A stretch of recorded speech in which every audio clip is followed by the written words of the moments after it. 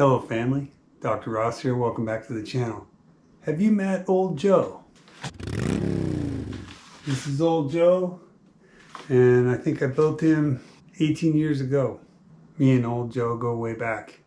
But I haven't been on him because recently I got a brand new titanium knee. Maybe some of the reason for having to get that knee replacement was been kicking Ol'Joe. So what we're going to do, we're going to add electric starter. I found an upgrade kit that you can get for these, and it doesn't change the looks of the bike, but when the guy gets old and his knees get older, you can put a starter on them, and so we can get back out there and ride some more. We'll still be working on the bus this summer, but when the weather's horrendous like this, we've got a project to work on inside.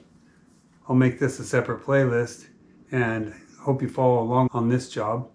And within a few weeks, I hope we'll have a new starter in Ol'Joe and get him back on the road.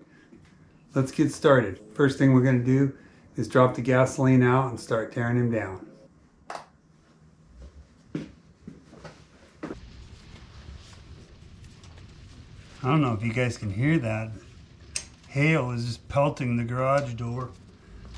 It's just been horrible out, off and on. Motivated to work on the bus, but it's just not very nice out. So I've been telling my wife that I wanted to get a Harley, and they're so expensive. She said, you just need some old Smokin' Joe that you can work on. Now that's where the name came from. Old Smokin' Joe. Well, I found this one on Cycle Trader, and the guy that had been building it, his name was Joe. So it was meant to be. However, a lot of the stuff that he had done, I really didn't care for. So I immediately tore it down. I remember my wife came out in the garage a week after I bought it, and it was all in pieces. She said, "What have you done?" It's always been kickstart only, and I hesitated to put a starter on it till my knee went bad. And after that, it was pretty clear I was going to have to.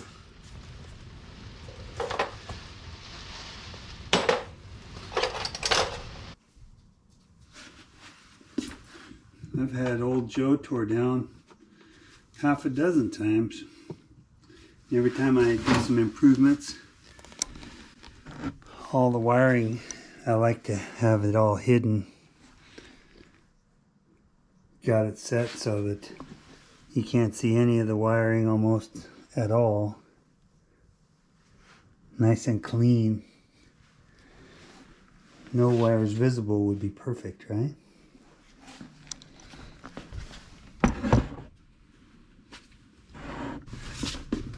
Everything's nylock with thread locker on it, but you can get these grade 8 bolts in chrome plated, so many times I will change out some of the hardware that shows for chrome plated stuff. It costs a lot though.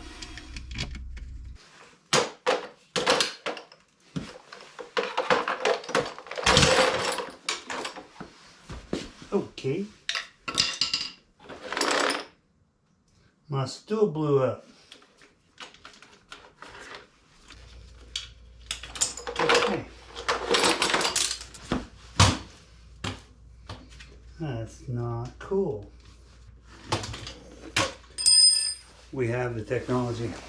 We can rebuild it better than before.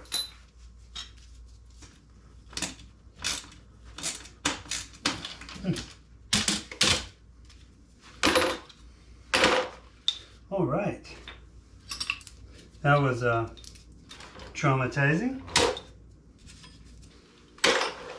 Where was I?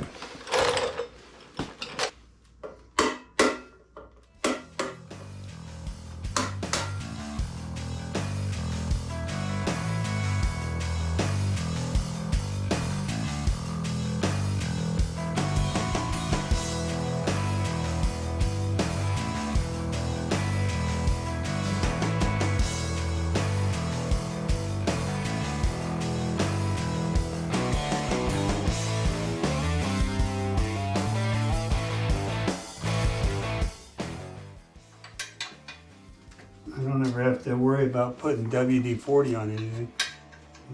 This thing leaks so much oil, everything's lubricated in real time. Automatic lubrication. With a build like this, everything is extremely tight. No room for anything. Sometimes you have to take 3 things off to get to the thing you want to work on.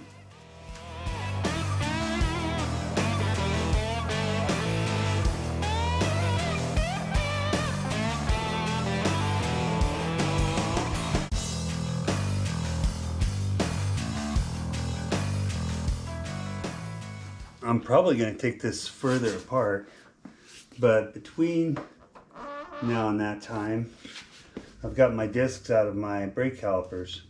And anytime you have your brake rotors or drums off or your brake system, you want to somehow disable it, either drain the fluid or make sure you can't actuate the brakes because it'll blow the pistons out.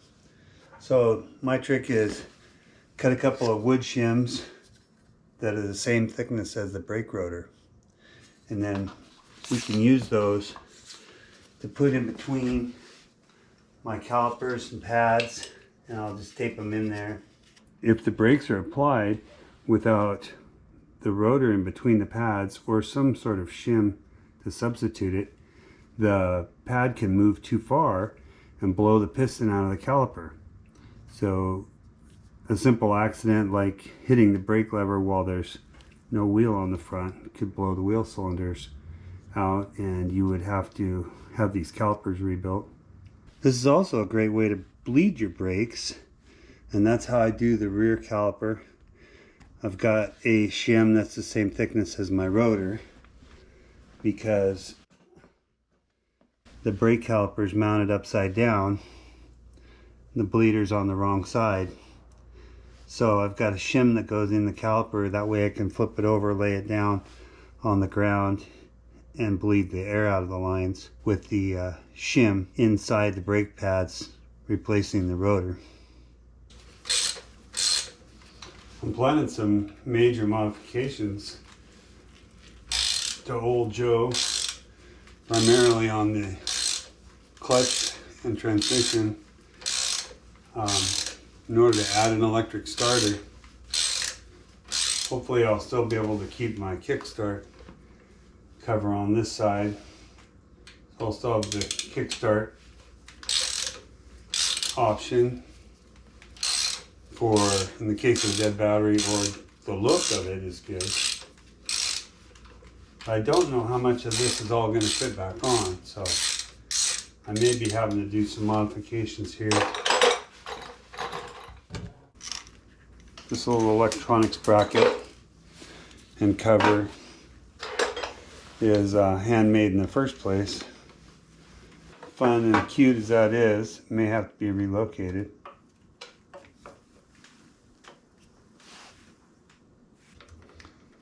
Not too concerned about where this ends up. It could be a lot of places as long as it looks clean and the wiring is hidden.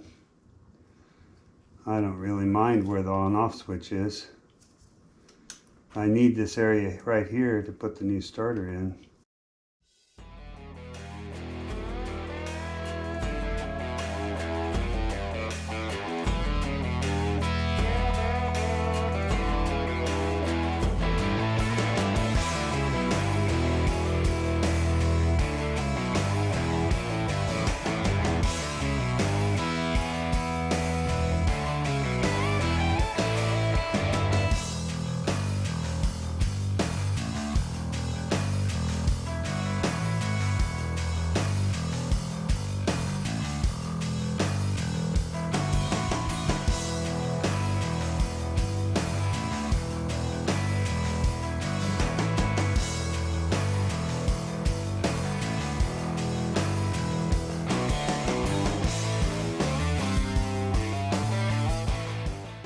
You can't be afraid to make a special wrench.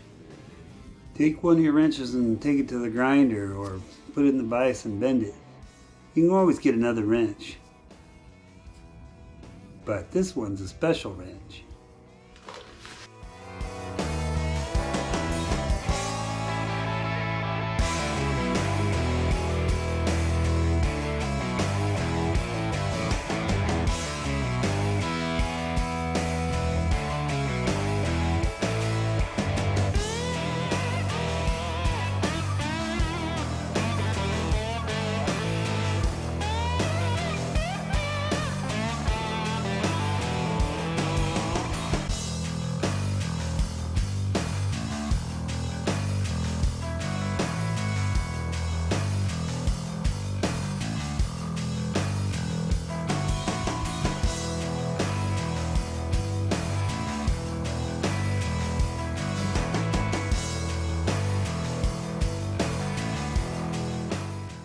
Sometimes when I've got a really grimy situation, I just give it a bath with WD-40.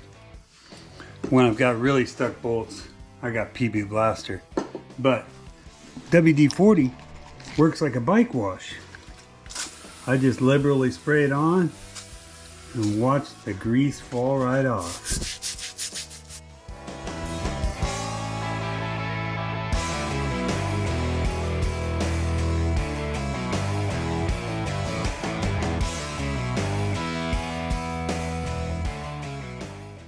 All right, we're getting down to the general area now, finally. The transmission that's driven by the belt drive is where the starter will actually be.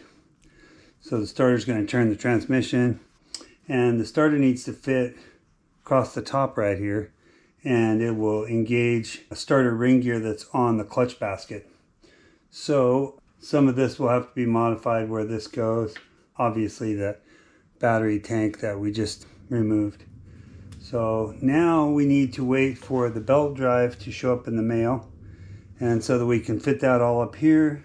The starter mount will be in this area here somewhere, and then we'll fit in the starter, and then we'll start to build it back up. So we're going to end this video here and wait for the UPS man. Thanks for watching. Right now I'm just going to do a little cleaning and get this all prepared for when the new parts get here.